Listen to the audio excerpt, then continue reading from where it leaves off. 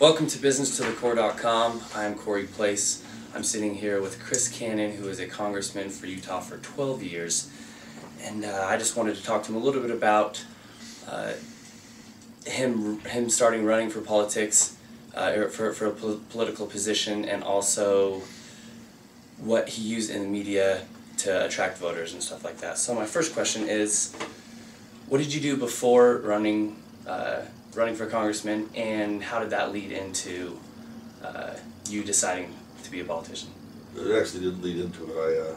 I was doing largely what I'm doing right now. I was working with small companies, helping fund them and making them successful, which is now what I'm doing. That's what I really like doing. Mm-hmm. We had a circumstance in the United States in the early 90s, mid-90s, where America was going different directions, really no center. You had a bunch of guys get elected in 1994 who were a little radical, and they actually cut government spending by 3%. And I think that only happened after prior wars where we would actually cut spending. So it was a pretty interesting thing, and they were guys I liked a lot. Most of them were guys who just ran, and they caught a tide of change in America. Most of them, the vast majority of them, didn't have legislative experience. When I ran 2 years later, I was the only guy in my entering class who hadn't been a legislator or a politician before that. And so I ran because I was concerned that the Republicans would lose control of the House, and that would mean legislation which would not have been good for America, and which we've now passed, by the way, in the early years of the Obama administration, where they controlled the House and the Senate. So that's why I ran. It was really a discontinuity between what I'd been doing and what I did at that point. Okay. So in going into the campaigning process, what avenues in the media did you use to attract voters? Which of them worked well, which of them didn't? Obviously that was kind of in the age of where the internet was coming about, but it wasn't widely used, so... Right. We were deeply involved in internet issues and used the internet very early. In fact, my first campaign page got a national award. It was sort of interesting. This is after I was my first year in Congress, when I was a House manager in the impeachment of Bill Clinton. And I'm sure that what happened somewhere is that someone ran in with a copy of the magazine that named my site as one of the best site in the House, and ran into Hillary Clinton because she was running for the Senate, and showed Hillary her award. And when she looked at it, she saw me on the opposite page, and I'm sure that was very difficult for her. But I always was involved in the internet and how that affected people. We do now what I call a reference article. We try and get a newspaper to write a comprehensive article on what we're doing, and then use that so people can reference from it. And the Daily Herald's had some of its most read articles online have been those kinds of articles where we've done a new topic that's been referenced. And we did that without calling it that a long time ago in politics, where we tried to get ideas out and then work from those ideas. So we worked with traditional media. But back in the very early days, we worked on an internet site or sites, and we got 400,000 people to opt into our sites, back when that was a really big number. Those were the very early days. So we've always used the internet to get our message out, and the traditional media as well. And I think that's still the way to go, even though the traditional media is disappearing. But faster would be nicer. Yeah. Whatever. Then what did you enjoy most about being a congressman for Utah?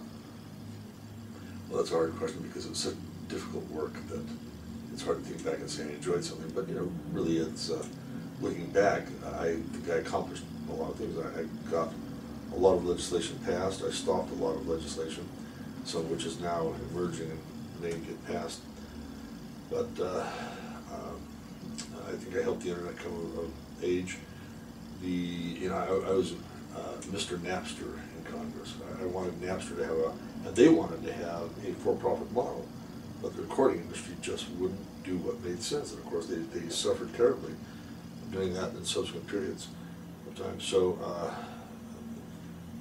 And we've evolved very nicely since then, but we would have evolved much better, much quicker, had Napster been able to do what I call micro payments, very small payments that get accumulated somewhere, and then paid or out when you have enough that makes financial sense, and that's what they want to do. So we have a little bit of that now, but a dollar a song or $1.10, I think Apple is now charging is just too much, by about 4 times. But still a tenth of what it, or a twelfth of what it cost when you had to buy the whole disc just to get one song. Yeah, I remember, you know, CDs were, you know, $20, and iTunes coming out, you have seen like the actual copy that has fallen. Some, when CDs come out now, they're like $9.99, and that was, I mean, 10, 11 years ago, that was unheard of, really.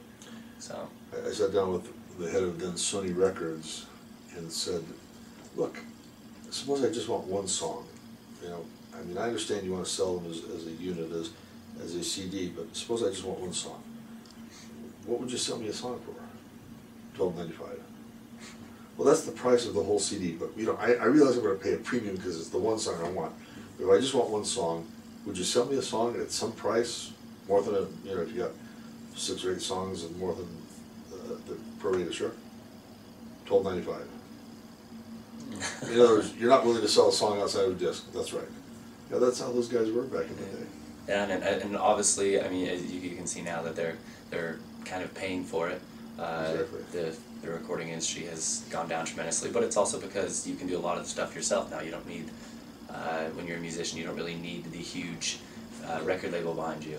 So, Exactly. But the next question is, if you could change one thing in politics, not necessarily like, you know, something about the government, but just maybe something how Sure. political stuff works. How about this? What would you change? How about if we get some mature people to run for Congress? You know, suppose you had 200 people in their late 50s, 60s. They've had a career, they've had some success, they've been significant in their industry. They're smart, they're capable. You know, that would show up the capability deficit we have in Congress right now. And I don't mean to speak ill of that institution, but many of the members of Congress, probably the significant majority of the members of Congress, are young people who've had no experience other than being in politics or in public service at the trough. None of them, very few of them, very few have actually had to make payroll. Very few of them have had to perform in an environment where they got criticized. Many of them were just plain prima donnas. Like, what's the guy's name? Tony. Oh, my buddy. How soon we forget, who appeared on the cover of the Inquirer in a bra and tights, you know. The problem is there are a lot of guys like that in Congress, and they tend to be young, they tend to be immature, they tend to be very self-centered. What if you had 200 guys running for Congress? I think everybody would say, man, let's get them all elected, and we could solve our problems. Yeah. Because it's not really a Republican-Democrat thing. It's a maturity, self-interest, dominated by big interests with lots of money thing. And that would change if you had 200 wise men. It's true.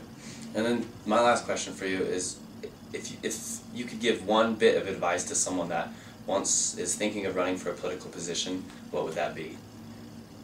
Do something significant before you want to tell people what to do through legislation or other political positions. So, like, as in obtain credibility for yourself, or no, be credible. Be credible. Learn to be credible. Do something that is significant in life. Because politics, right now, politics is a place for ambitious people to draw attention to themselves.